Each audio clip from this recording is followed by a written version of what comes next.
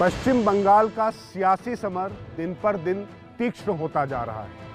आरोप, प्रत्यारोप, वार, पलटवार और सियासी हिंसा के साथ ही बात अब आगे एक दूसरे का गढ़ भेदने और एक दूसरे के वोटों पर कब्जा करने की होड़ लग चुकी है। पूरे देश में मजबूती से विस्तार कर रही बीजेपी पश्चिम बंगाल में भी अपनी जड़ें गहरी बैठा चुकी है, लेकिन ममता बनर्जी को सत्ता से बेदखल करना अभी तक की उसके लिए सबसे बड़ी परीक्षा है और इस बात से वो भली बात वाकिफ है। और इसी बीच ममता ने घरेलू बनाम बाहरी का ऐसा दांव खेल दिया है जिसकी काट बेहद मुश्किल है। तो आज राज की बात में बात इसी पर होगी कि इस ममता के दांव की काट के लिए बीजेपी क्या रणनीति जमीन पर उतारने जा रही है। साल का सबसे बड़ा चुनाव जिसकी रणभेरी पिछले साल ही बच चुकी है और इस विधानसभा चुनाव में बीजेपी की दोहरी रणनीति की परीक्षा होगी। राज की बात यह है कि बीजेपी ने ममता के बाहरी के आरोप को नेस्तनाबूद करने के लिए प्रतीकों की सियासत को चरम पर पहुंचाने की तैयारी कर ली है, जिसकी वह माहिर है।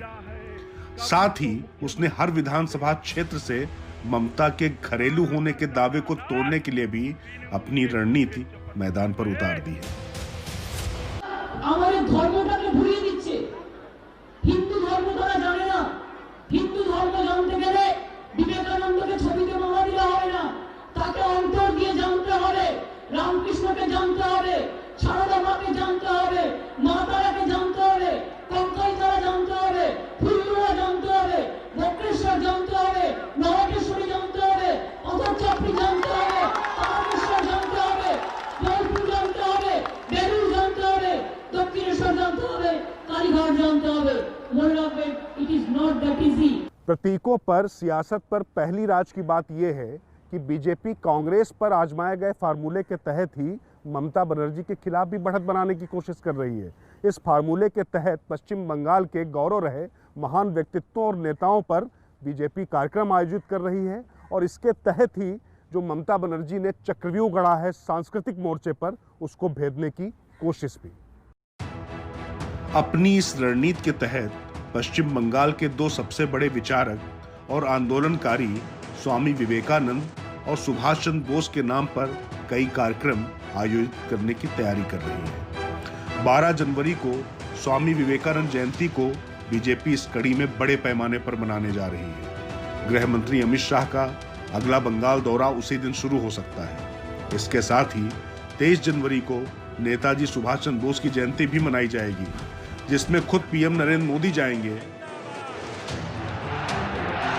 सुभाष बाबू जिंदाबाद। इसके अलावा लगातार बंगाली अस्मिता के प्रतीक और राष्ट्रीय गौरव रहे भद्रलोक के महापुरुषों को बीजेपी इस तरह आत्मसात करेगी जैसे वो उनके ही हों।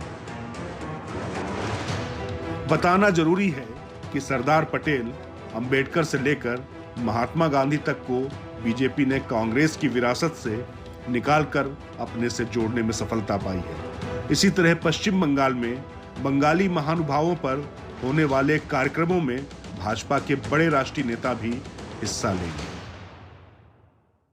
तृणमूल कांग्रेस की ओर से बीजेपी को सांस्कृतिक मोर्चे पर घेरने की कोशिशों के जवाब में बीजेपी सबसे पहले बंगाल की जनता को बता रही है कि इस पार्टी की स्थापना श्यामा प्रसाद मुखर्जी ने की थी। मतलब ये कि जिस पार्टी की स्थापना ही एक भद्रजन यानी एक बंगाली श्यामा प्रसाद मुखर्जी ने की हो, वो बाहरी कैसे हो सकती है।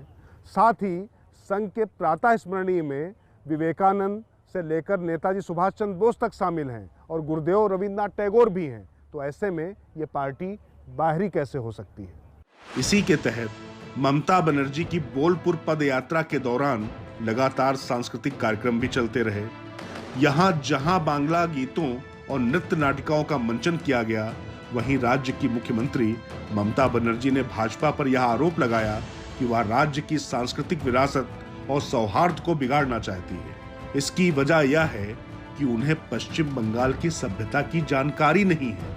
ममता का आरोप है कि बीजेपी बाहरी लोगों को लाकर पश्चिम बंगाल को जीतने का सपना देख रही है। बैरकपुर का रैली में बोला कि पहले हम लोग का जो आइडेंटिफिकेशन है, क्या है इंडियन, ये तो हमारा भारतीय परिचय हम लोग का सबसे बढ़िया परिचय है, ये ख़त्म करना चाहता है। ये तो नहीं होगा। हमारा बंगाल में 10 करोड़ के आसपास पॉपुलेशन है, इसमें 3 करोड़ से ज़्यादा नॉन बेंगोली पीपल है। इधर बंगाली नॉन बेंगोली तो चुनाव के लिए कर रहा है।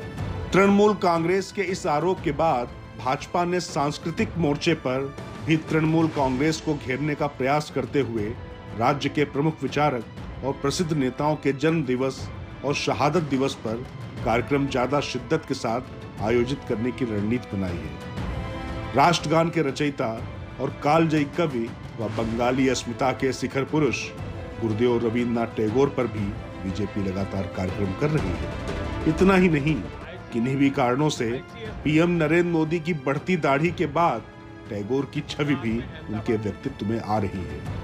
रविन्द्रनाथ टैगोर जी अक्सर गुजरात आ जाते थे और उन्होंने वहां काफी लंबा समय भी बिताया। अहमदाबाद में रहते हुए उन्होंने अपनी 2 लोकप्रिय बांग्ला कविताएं बंदी ओ अमार और नीरोब रजनी देखो, ये दोनों रचनाएं की थी। मोदी का क्रेज पश्चिम बंगाल में खूब है।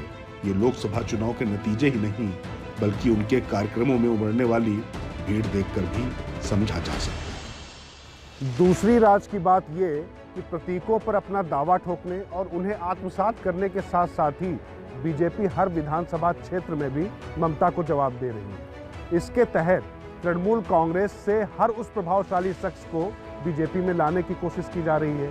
मुकुल राय और शुभेंद्र अधिकारी जैसे बड़े नाम तो हैं ही हैं, लेकिन साथ में प्रत्येक विधानसभा क्षेत्र से एक ऐसी शख्सियत को तलाशा जा रहा है जिसकी पार्टी से अलग अपनी पहचान हो, अपना रसूख हो और उन्हें पार्टी में लाकर ममता के बाहरी के आरोप का जवाब दिया जा सके।